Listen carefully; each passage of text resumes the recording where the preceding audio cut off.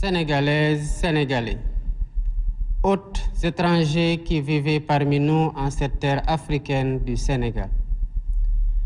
Ce dernier soir de l'année est, comme à l'accoutumée, un moment propice pour une introspection individuelle et collective. Un moment pour se souvenir, mais aussi et surtout pour se projeter vers un futur serein à construire par un effort collectif inédit. Je formule pour vous mes vœux les plus ardents de paix, de santé et de prospérité. Puissent les mois à venir être un temps d'accomplissement pour chacun, pour vos familles et pour le Sénégal tout entier. Mes pensées vont d'abord à celles et ceux qui nous ont quittés cette année. Je prie pour leur repos éternel et présente mes condoléances émues à leurs familles. J'adresse également un message de courage à tous ceux qui affrontent la maladie, les rigueurs carcérales ou l'adversité du quotidien. Le Sénégal ne détournera jamais son regard de vos peines. Je rends un vibrant hommage à toutes les femmes du Sénégal, infatigables travailleuses et gardiennes du temple familial et de l'équilibre social de notre pays. Je salue nos compatriotes de la diaspora dont l'engagement et la détermination font rayonner l'image de notre pays partout dans le monde. Je tiens à vous exprimer la reconnaissance de la nation. Je rends aussi un hommage appuyé à nos forces de défense et de sécurité. Votre discipline, votre professionnalisme et votre courage garantissent notre souveraineté et contribuent significativement à la paix et à la sécurité dans le monde. Mes chers compatriotes, il ne saurait y avoir de véritable progrès sans une paix durable. C'est pourquoi l'une de mes priorités reste la paix définitive en Casamance. C'est un impératif pour permettre à tous les projets de développement portés par la vision Sénégal 2050 dans le pôle économique sud de voir le jour.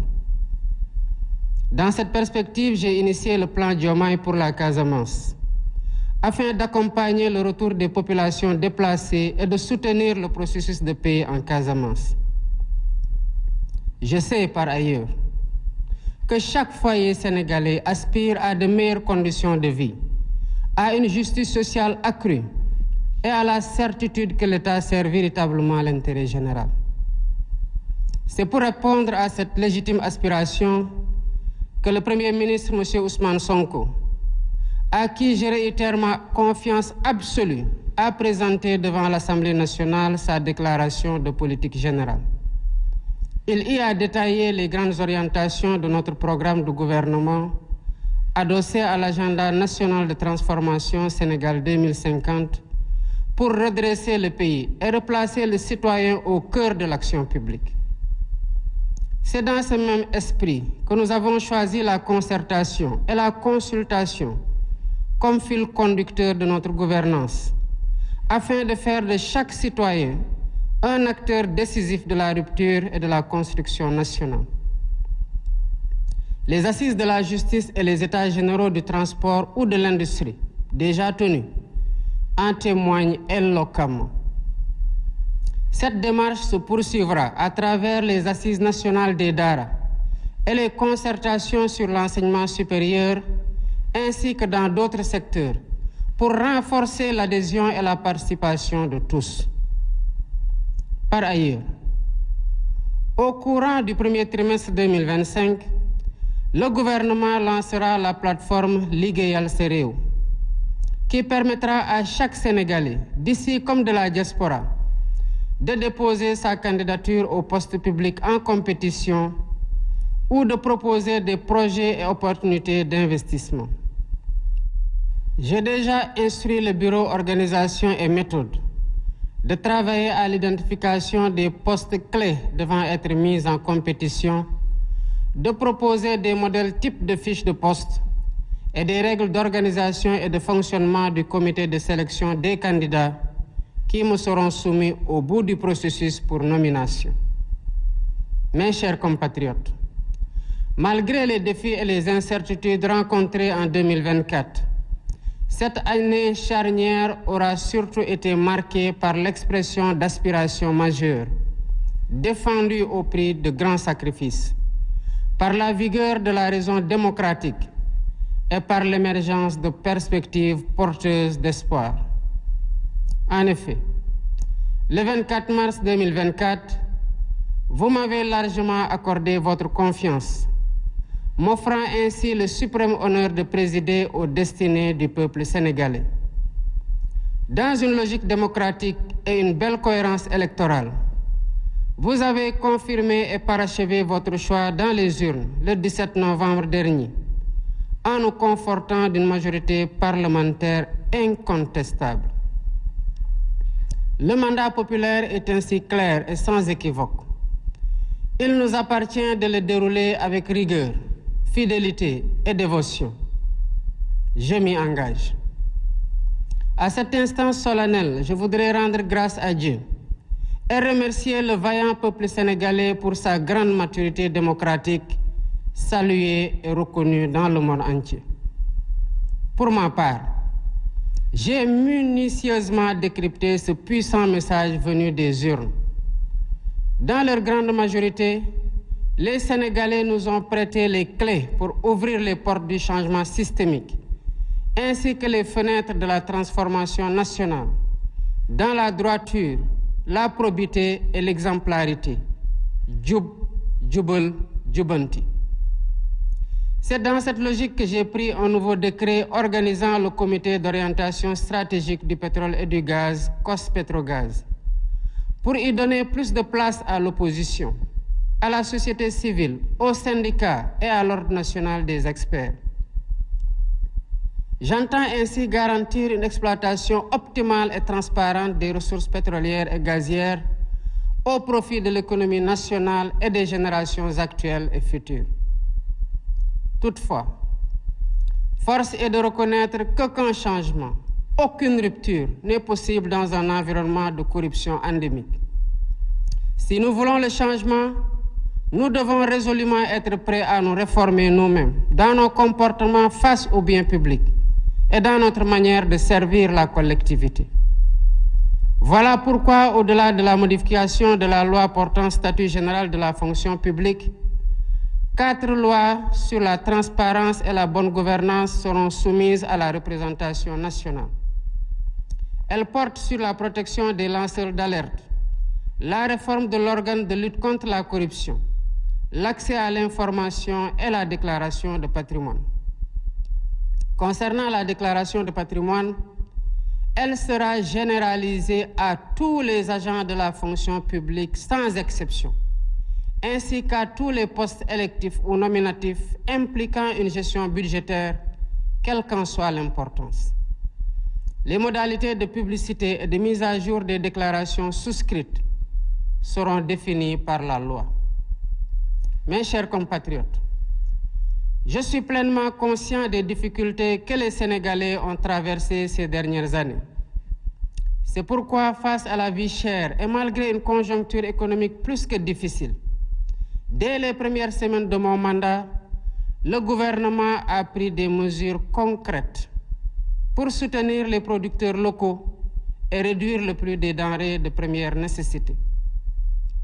D'un autre côté, les réformes institutionnelles en cours avec la suppression du Conseil économique, social et environnemental et du Haut Conseil des collectivités territoriales se poursuivront au courant de l'année 2025.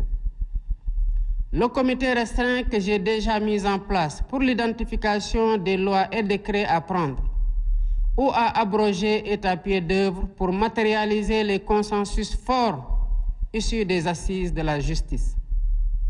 Par ailleurs, l'inflation notée des partis politiques, favorisée par une application trop laxiste des textes en vigueur, a conduit à une fragmentation excessive et à une inflation préoccupante, préjudiciable à une respiration démocratique de qualité.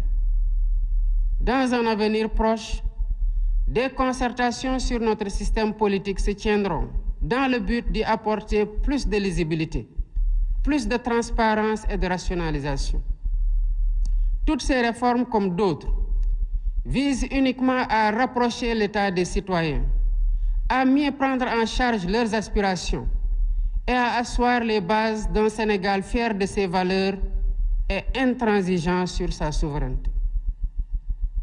La diplomatie sénégalaise, fidèle à sa doctrine, continuera à promouvoir les idéaux de paix et de justice, tout en apportant sa solidarité agissante et son soutien actif aux peuples opprimés du monde.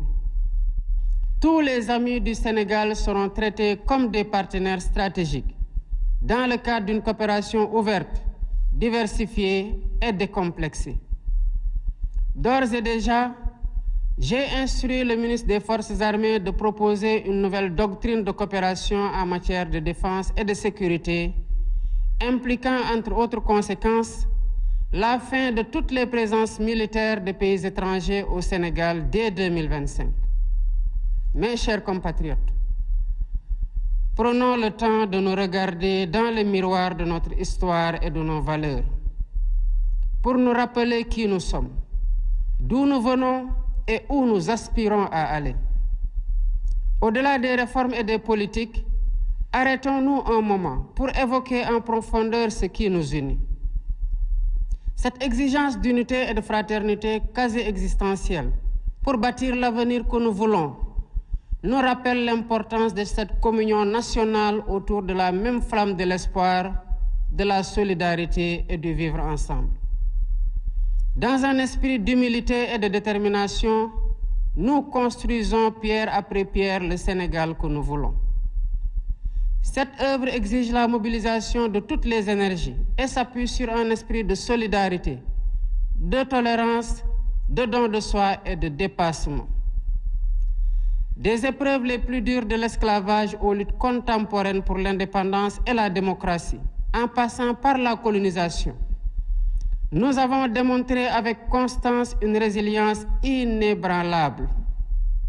C'est dans cet esprit et par devoir de mémoire, de vérité et de justice que nous avons commémoré pour la première fois l'anniversaire du massacre de Thiaroye. Nous avons voulu d'une part rendre hommage aux victimes et graver leur mémoire dans notre conscience collective. Et d'autre part, jeter les bases de la restauration de la vérité historique sur cet épisode tragique de notre histoire.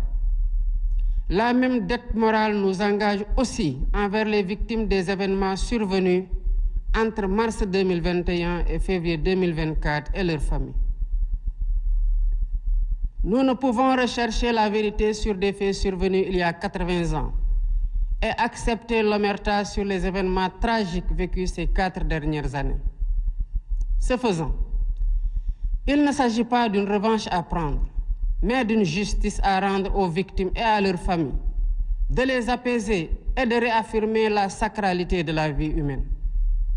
Mes chers compatriotes, ma conviction profonde est que nous sommes un peuple singulier, un peuple aux racines profondément ancrées dans la diversité de nos langues, de nos coutumes et de nos valeurs, mais qui a su faire de cette diversité une grande force. Fort de cet héritage, il nous appartient aujourd'hui d'écrire un nouveau chapitre de notre histoire, où notre souveraineté est pleinement assumée, notre justice réellement vécue et notre prospérité partagée par tous.